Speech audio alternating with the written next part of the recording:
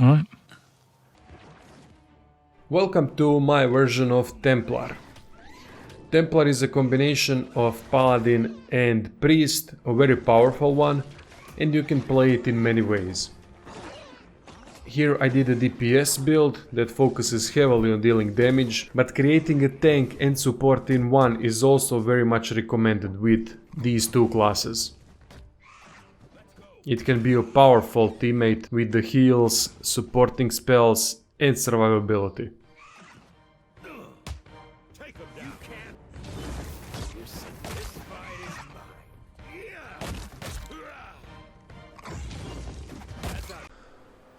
This is the build. Magram Priest with Paladin Bleakwalkers. Both of them have fire focused damage and that works very well together. Next to that, Bleakwalker's Flame of Devotion deals additional corrode damage and applies Sickened. Helps healing them faster. Magram gives you fire spells. That's it. You don't need to choose them, you get them automatically. These are the attributes. Might at 15, Constitution at 7, Dexterity 17. This is the toughest one to get, since we do not have any kind of buff that can increase Dexterity. Perception eyes were good. We have 13 base perception plus 5 that we get from power level 1 spell that increases perception by 5. Intellect needs to be at maximum because of all the buffs, and resolve at 8 is more than enough. We won't suffer much if we have -2 deflection. Might is important because of the damage and healing done with the spells. Dexterity is very important because of the recovery time. That's why we need them all high. Squishy build, but with so many buffs we will not worry. From the Priest ability tree I went with Holy Power. This is good enough because it gives you strong, which is plus 5 might for 30 seconds with our intellect up to 1 minute. And it's worth it up to power level 4. Then we get Triumph of the Crusaders, which is the best skill that we can have from the Priest tree. It restores huge amount of health per kill, and it gives us also plus 5 might, which is the same thing that we get with this. And this lasts longer. Other spells that you need from the Priest tree are mostly buffing spells. Blessing that gives you Insightful, which is plus 5 perception. Withdraw. Combination of Withdraw and Storm of Holy Fire is a devastating one. Prayer of the Spirit, it gives us Smart for 60 seconds. With plus 5 intellect, Storm of Holy Fire will last longer. Triumph of the Crusaders will last longer. Everything we do will last longer. Every buff that we put on ourselves. It is the first thing that you will cast in battle. Then you can take Dire Blessing, which is a direct upgrade to normal blessing. It gives you Acute instead of Insightful, and that means 50% of grazes is also converted to hits. It is recommended that you respec, that means retrain after reaching power level 3, and you put blessing point into Dire Blessing, so you have one more point that you can put into something else that will be more worthwhile. Same thing goes for Holy Power and Triumph of the Crusaders. What I should have now is Dire Blessing instead of Blessing and no points in Holy Power whatsoever. Withdraw is a must, this one is a must, and Triumph of the Crusaders is a must. From power level 5 you also get Acute, which means +1 to all power levels. So again you can exchange Prayer for the Spirit with Litany for the Spirit. Barring Death's Door is also a nice spell, but I didn't use it. It can save you. Still, with Triumph of the Crusaders you won't need saving. The last thing that I took is Storm of Holy Fire, which is extremely powerful spell.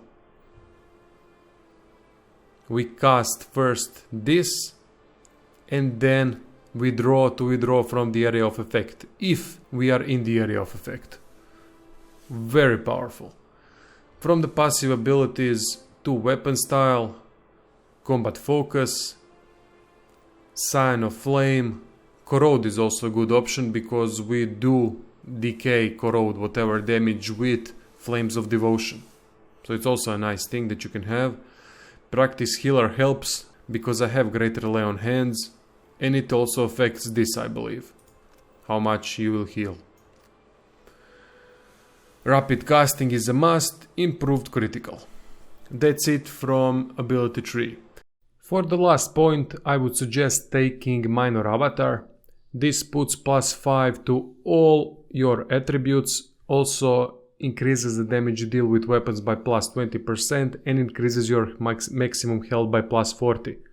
Extremely powerful spell, and it basically negates any need for other buffs. You still need Triumph of the Crusaders to heal after kill, and you still need Litany for the Spirit. You cast that first so that you can increase the duration of Avatar. You cast Avatar after Litany for the Spirit. From the Paladin tree, all the basic ones, Flames of Devotion upgraded to Shared Flames, Great Relay on Hands. I went with this one that restores health and gives me Robust, more survivability with it, but you can go for Hands of Light as well. Gives you Courageous. Courageous means you cannot be interrupted, which is extremely good in this situation. Still, I am fighting again 2 versus army of enemies, so me being interrupted is far higher chance than you being interrupted in group of 4 or 5. I like to upgrade Sworn Enemy to Sworn Rival so that the Zeal cost is refunded, and also Glorious Beacon to Inspired Beacon. Inspired Beacon plus 40% damage debuff is fantastic. After we use this, we use Holy Fire, and then enemies will take a lot of freaking damage. It doesn't last for long, which is fine because it would be way overpowered, but it's gonna affect couple of first Storm of Holy Fire hits. From the passives, Retribution, Inspired Defense, helps with survivability. Combat Focus we took already from the other tree, 2 weapon style as well. Inspired Path, +1 max Zeal, Sign of Flame, already took it. Uncanny Luck, I like this one. And that's really it. The last one is Stoic Steel.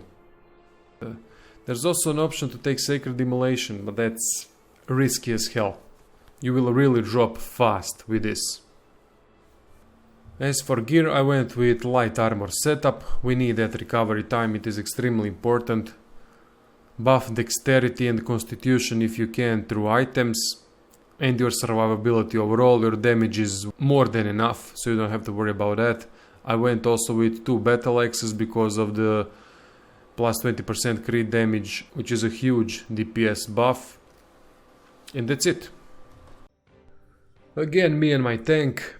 First we cast a buff to our intelligence, be it Prayer for the Spirit or Litany for the Spirit. After that we cast Triumph of the Crusaders. If you can catch multiple allies with this, it would be fantastic. With it we get also strong buff, and now you can go for Blessing or Dire Blessing if you want. It also affects Storm of Holy Fire, so it's recommended.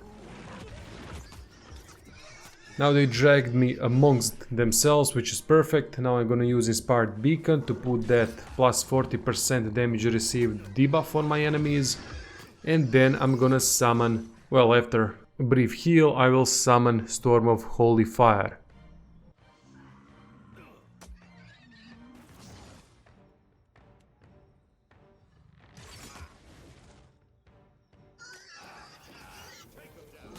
Immediately after Holy Fire starts dropping, I put Withdraw. Cool thing is that the Righteous Crusade works with Withdraw. So in the meantime, while Holy Fire is hitting enemies and killing some of them, you will heal while in this bubble, stasis, however you wanna call this. The only problem is that you're gonna be in that stasis for a longer period.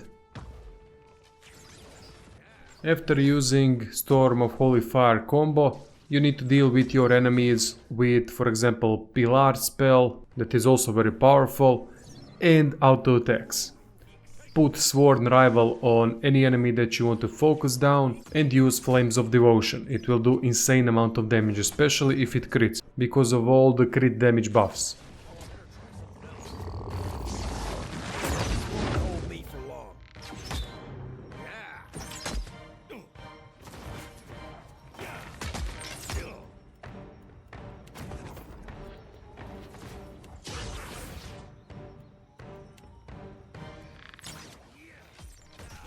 If you're at the last level and have Minor Avatar, then what you should do is first cast Litany for the prayer, then Triumph of the Crusaders, then Minor Avatar. After that, do the typical Storm of Holy Fire, just don't use Withdraw, there's no need for it, just move out of the way, you have plenty of survivability with Avatar form, or just cast somewhere where you are not standing. That would be all. I hope you guys enjoyed the build, plenty more coming, see you soon.